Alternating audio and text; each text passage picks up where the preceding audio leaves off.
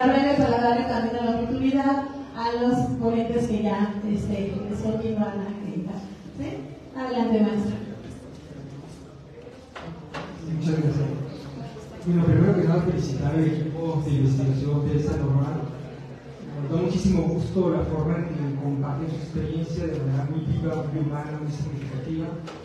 Y comentarles también, por otra parte, que en la discusión citan a tres autores que están presentes: es la doctora Katy Ortiz, que es desde un cuerpo académico y directora de la Escuela Normal de Tijuana, el maestro Jesús Figueroa, que es director fundador de esa escuela, y su servidor Marco. Y bueno, aquí lo importante que quiero destacar es que a partir de su presentación el CONICET crea espacios de intercambio, y en un receso buscaremos establecer algún acuerdo de colaboración con ustedes para vincularnos y ver si coincidimos en el Encuentro Nacional de Cuerpos Académicos el 28 y 29 de octubre en Sinaloa. Pues muchísimas felicidades, muchas gracias.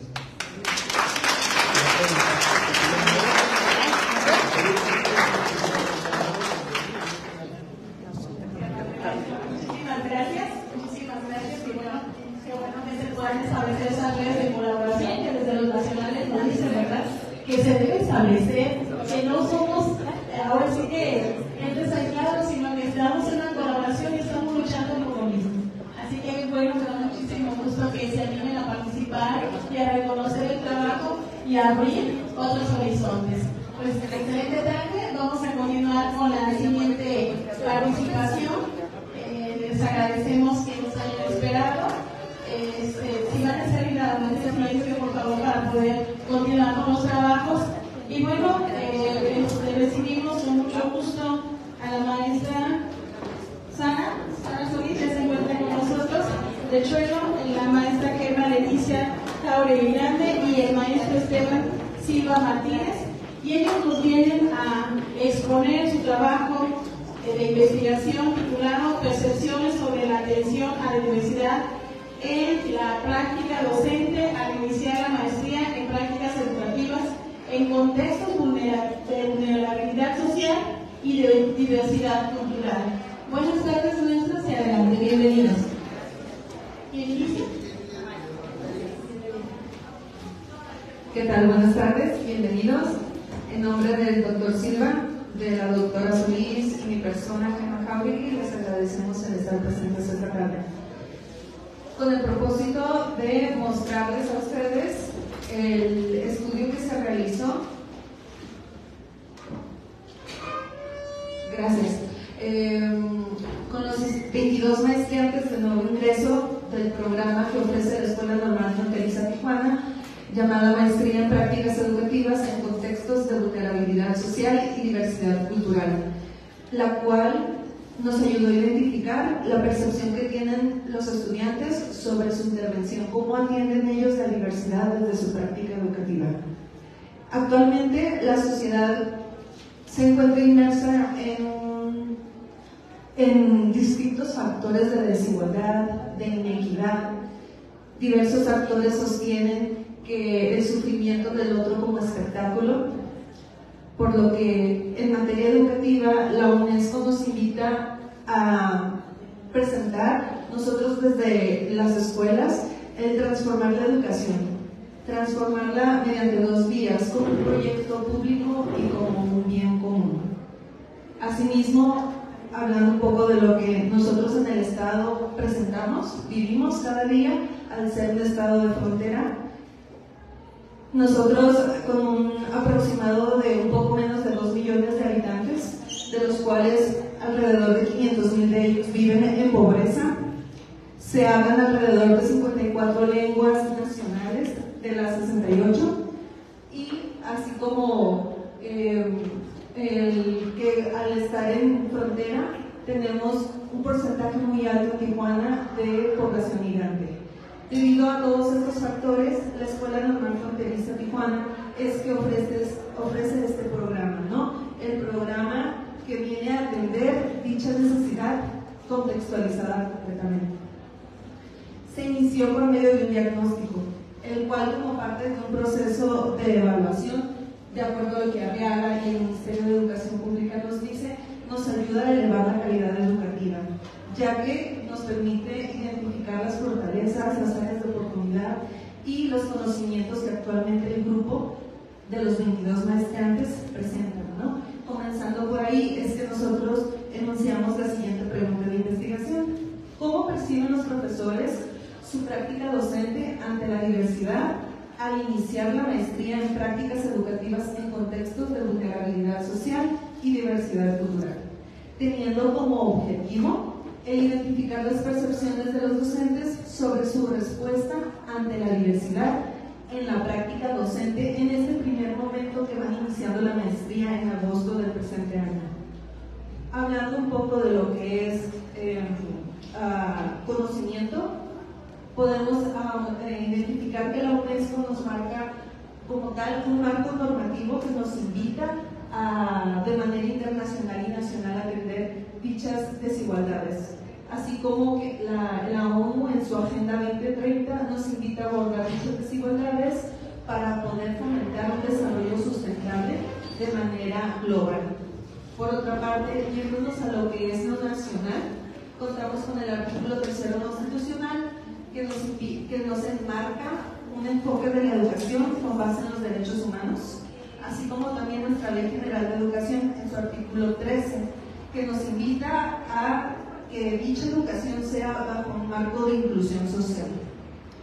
Por otra parte, y como estamos hablando de diversidad, diversos autores nos hablan de ello, y podemos decir que la diversidad es la diferencia entre las personas por distintos factores y distintas razones, por lo cual Almanis nos invita que para su atención necesitamos potencializar dichas diferencias, así como compensar otras de ellas, ¿no? Dependiendo del origen de cada una.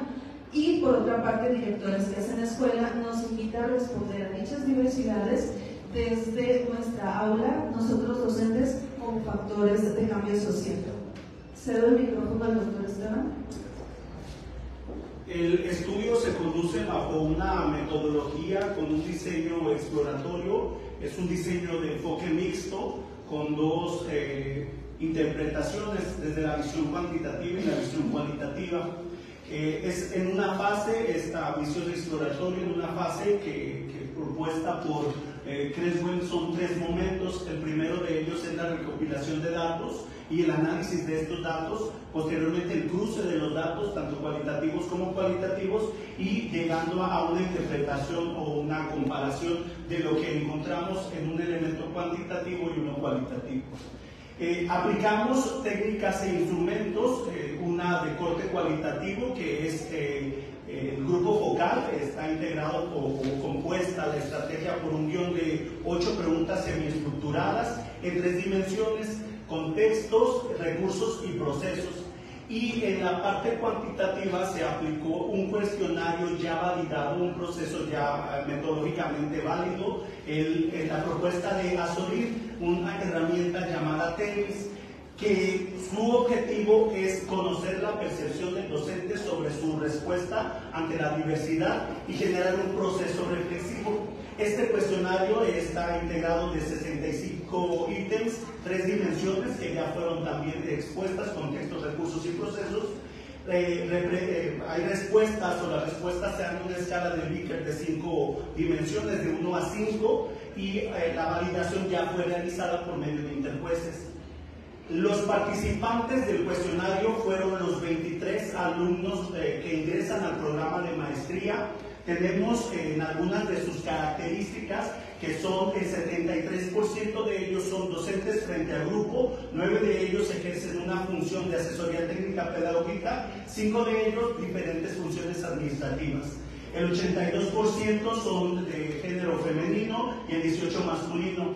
El 36% de los estudiantes de maestría son de licenciados en educación primaria, 18% de ellos en educación preescolar, 14% de ellos licenciados en enseñanza y el aprendizaje de las matemáticas o del español en secundaria, y el resto en áreas afines a la docencia. También tenemos que el 36% de ellos tiene una antigüedad en el servicio o una presencia en el servicio de 1 a 5 años, el 32% de ellos 36 a 10 años, y el 14% de ellos 11 a 15 años y un 18% de 16 a 20 años en servicio. Los participantes del grupo focal fueron 8 de ellos y se aplicaron algunos criterios de selección. Entre ellos fueron los años de experiencia, la función, el nivel en el que laboran. El grupo quedó integrado por un docente de preescolar Nobel, es decir, de 1 a 5 años de servicio, un docente de primaria en el rango de 16 a 20 años de servicio, un directivo, un asesor técnico pedagógico, un coordinador, un docente de secundaria y un docente de nivel superior. Se aplicó el cuestionario por medio de un formulario de Google que fue administrado por medio del grupo que tenemos con los 22 estudiantes de maestría, y el cuestionario, el grupo focal se llevó a cabo en una sesión por medio de Zoom con la participación de los seleccionados. El cuestionario, para el análisis de estos instrumentos, el cuestionario se hizo por medio de Excel, haciendo un cálculo de la media y la desviación estándar para interpretar la variación entre los datos que obteníamos, y el grupo focal se hizo la transcripción y la categorización, tanto deductiva como inductiva, todo de forma artesanal, sin la aplicación de ninguna herramienta para el procesamiento de datos. ¿Qué encontramos ya en los resultados? El cuestionario es de naturaleza cuantitativa, entonces los resultados son de tipo descriptivo. De acuerdo con la metodología que teníamos o que seguíamos en estos instrumentos, los datos se agruparon en aspectos destacables, aceptables y mejorables según la media que se obtenía del conjunto de datos. De esa media, aquellos que eran destacables eran los que obtenían una media igual o mayor al 4.6, los que eran aceptables, aquellos entre 4 y 4.59, y aspectos mejorables, aquellos menores o iguales a 3.9. Para precisar el análisis, esta era la propuesta de la herramienta TEMIS. Para precisar el análisis, nosotros fuimos un poco más allá. Hicimos una agrupación de ítems entre aquellos que se ubicaban de 3 a 3.9 y otros de 2.6 a 2.9 y unos con una media menor a 2.5. En 2 dimensiones se observó mayor índice de aspectos susceptibles de atención, siendo la de recursos para atención a la diversidad la que desde la perspectiva de los participantes y del equipo investigador, después del análisis de los datos cualitativos, pues que se observa que es una de ellas. Podemos observar en la siguiente tabla que el punto o el ítem que obtiene una media mayor es la prevención de discriminaciones, forman parte de mi tarea docente. Es decir, hay una intención de atender a la diversidad y los docentes lo conciben como parte de su práctica, pero esto no exime de las otras realidades que también emergen del estudio. Los datos se ordenaron de menor a mayor sin clasificarlos por dimensión.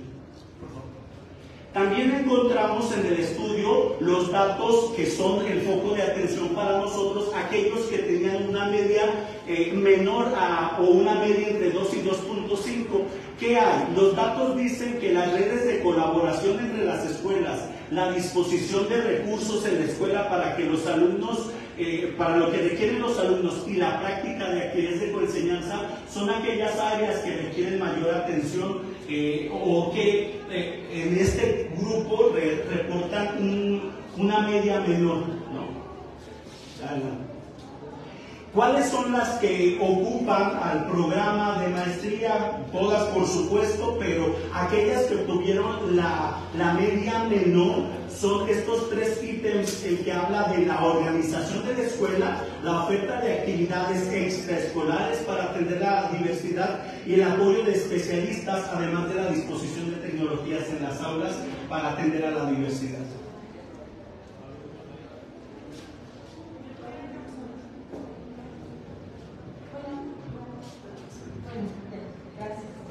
Bueno, ahora vamos a presentar los resultados del grupo focal. Bueno, aquí podemos ver las 3 dimensiones y estas son las categorías que teníamos, que están marcadas de amarillo, son las categorías emergentes que fueron apareciendo al hacer el análisis. Aquí nada más se recursaba la clase que estaba recursos, pero ya al hacer el análisis lo que nos salía era carencia de los recursos, entonces por eso hicimos este cambio. Bueno, y voy a ir presentando cada uno de los resultados por dimensión y por categoría.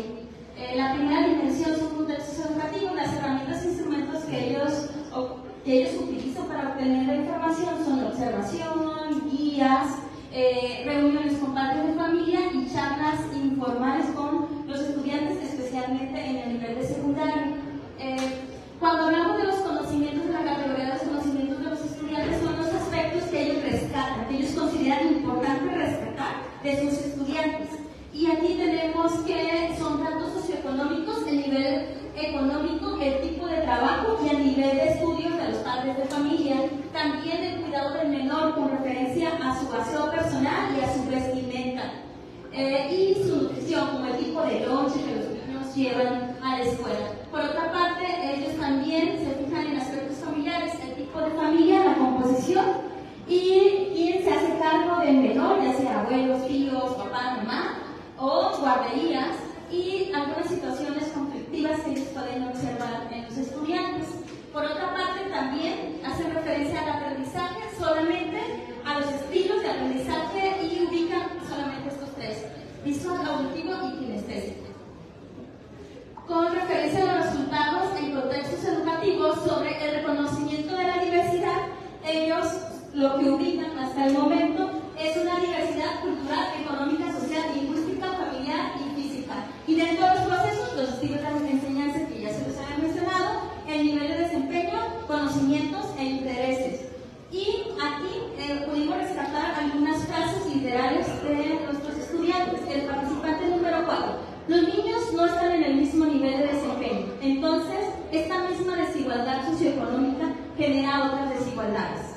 Aquí el participante número 7, el año pasado tuve un niño de Perú, muy buen alumno, y este año hay un niño haitiano y dos de El Salvador. Son muchos para nosotros, porque nunca habíamos tenido a alguien que no fuera mexicano, pero siempre hemos tenido infinidad de alumnos que vienen de otros estados. Aquí podemos demostrar lo que decíamos con el contexto y la caracterización. Y aquí, en vigencia de los docentes, ¿qué hacen los docentes? Las vivencias, esta fue una categoría emergente. ¿Qué hacen los docentes cuando obtienen esta información? Lo que hacen son dos cosas. Es un dato meramente informativo, como aquí. Nada más lo tomamos en cuenta para conocer algunas de las carencias que tienen las familias. Lo analizamos en consejo técnico como causa de problemas de aprendizaje que pueden generar una vulnerabilidad. Pero también hacemos una reflexión en la cual decimos si el nivel socioeconómico es bajo, la escuela lo puede resolver directamente, y llegamos a la conclusión de que no. Pues ya nos quedamos ahora sí con la información, siendo. Entonces aquí es solamente el dato informativo, solamente recaban información y se queda resguardada, ¿no? Sabemos del estudiante. Y en otros casos pudimos apreciar que existe una intervención. Estas intervenciones se dividían. Mencionaron intervención en los procesos de enseñanza-aprendizaje, en el ambiente y en transformar alguna condición. Por ejemplo, si algún niño no lleva lonche o se ve desnutrido, algunas maestras hacían algún tipo de intervención para que el niño pudiera adquirir alimentos todos los días dentro de la escuela, pero solamente algunas personas.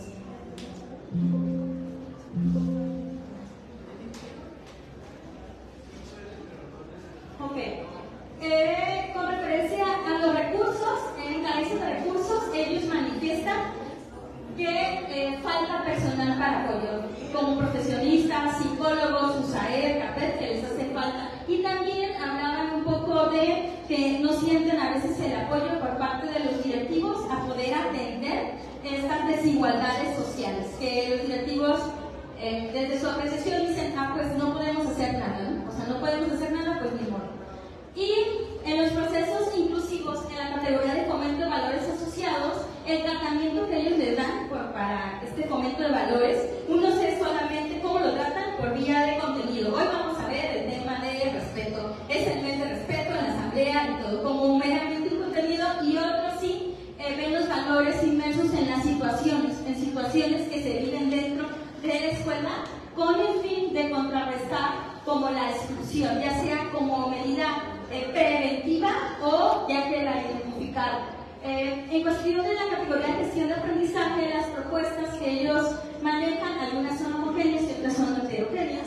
En la organización lo que manejan son, sí mencionan los trabajos en equipos y cooperativos, sin embargo solamente el trabajo en equipo lo seleccionan de manera por preferencia de los estudiantes, o vamos a hacer que todo el salón exista una convivencia, pero no como el desarrollo próximo, que se puedan ayudar entre ellos, todavía no hacen equipos de esta manera.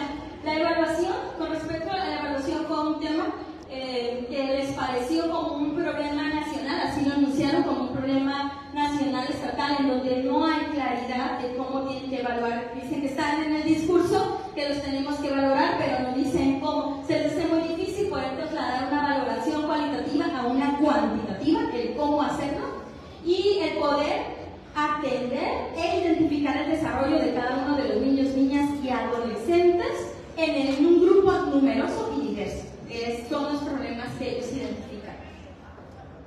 Bueno, entonces, como discusiones, algo que vimos que conseguimos tanto en el cuestionario cuantitativo como en el grupo focal como respuesta es como la carencia de recursos. Pero esto también nos invitaba a reflexionar que ellos identifican que quien debe de atender la diversidad es otro agente. O sea, es otro agente, como el especialista, el de CAPER, el de USAED, otro. Entonces, como no existe el otro, es una necesidad, por lo tanto lo siguen viendo como una problemática, ¿no? Como la diversidad, como algo que se puede fortalecer entre iguales y todo, sino es una problemática que tengamos el grupo diverso, así como lo enunciaron los otros. Nunca hemos tenido a tantos estudiantes de otros y eso no sabemos qué hacer, ¿no? Es una problemática, se enuncia como una problemática. Lo bueno es que tiene como al inscribirse a nuestro programa, pues tienen la intención y el compromiso, y en el cuestionario lo demostraron, de poder atender, que desean atender o solucionar o transformar esta realidad que vivimos. Con respecto a la herramienta de TEMIS, pudimos trabajar las dos primeras fases, la fase de identificación de las necesidades y de poder, a partir del análisis, establecer líneas, ¿no?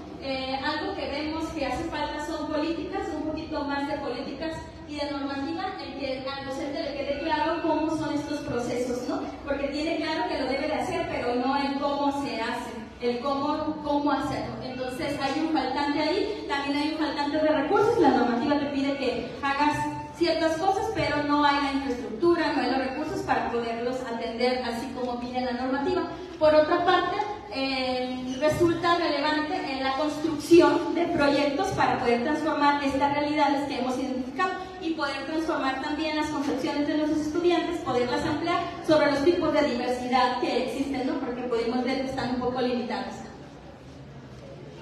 Con referencia a la dimensión de contextos, pues aquí ya abordamos que a todos dentro del cuestionario se nos hacía como muy importante conocer a los estudiantes, pero cuando hablábamos que es muy importante, pero en la acción no todos utilizan esa información. O sea, es importante, todos sabemos que es importante, pero no utilizar esto, ¿no? Entonces esto nos abre estos procesos para nosotros mejorar y poder tener prácticas heterogéneas en grupos pues numerosos y diversos, ¿no? Y poder hacer esta parte. Bueno, nosotros con la complejidad del programa y del contexto en donde estamos situados, nosotros esperamos poder hacer este estudio de carácter descriptivo y longitudinal, de tal manera que podamos estar haciendo cortes cada año de lo que es el programa para nosotros valorar qué tanto hemos avanzado, qué tanto han avanzado nuestros estudiantes con referencia al perfil de egreso, con el fin de poder accionar, como dice Casanova, poder accionar y poder hacer ajustes y cambios y poder hacer adecuaciones en los cursos y poder intervenir para poder contribuir a nuestra sociedad por esta atención a la diversidad, ¿no?, que caracteriza a nuestro Estado. Muchísimas gracias por nuestra parte. Es todo. No sé si hay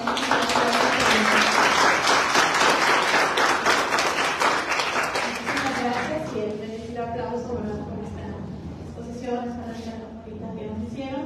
Y bueno, precisamente ellos lo ubican en la línea de educación, no, investigación, ¿verdad? La investigación educativa. Y bueno, falta faltarse, ¿no? Falta faltarse, porque hacemos, pero Bueno, pues parece ser que si hay preguntas o comentarios o felicitaciones. Adelante, maestra.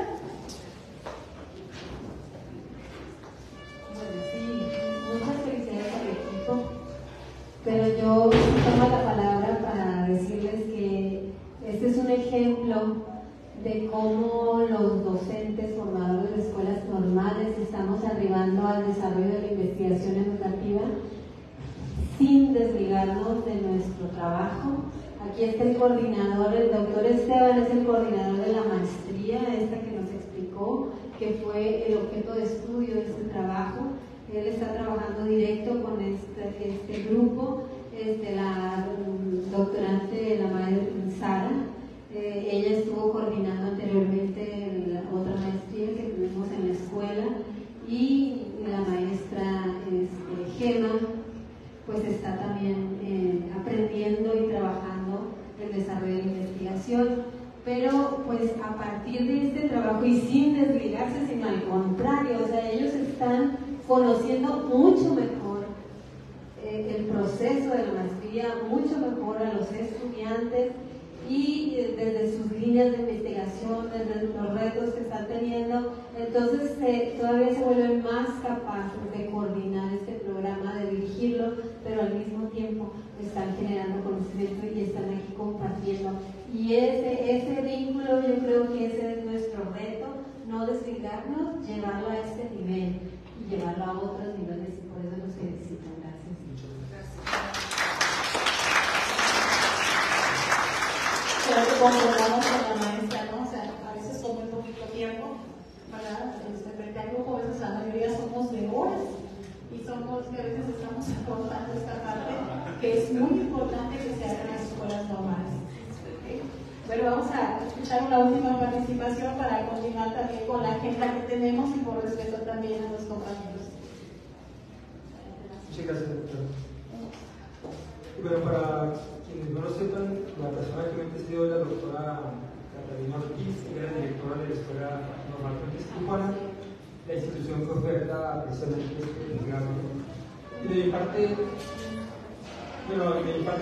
obviamente tampoco me conocen mucho, yo soy el coordinador de investigación y posgrado de la Escuela Normal de Tijuana, y me sumo a la felicitación por este trabajo extraordinario que hacen como grupo de investigación, de investigadores jóvenes.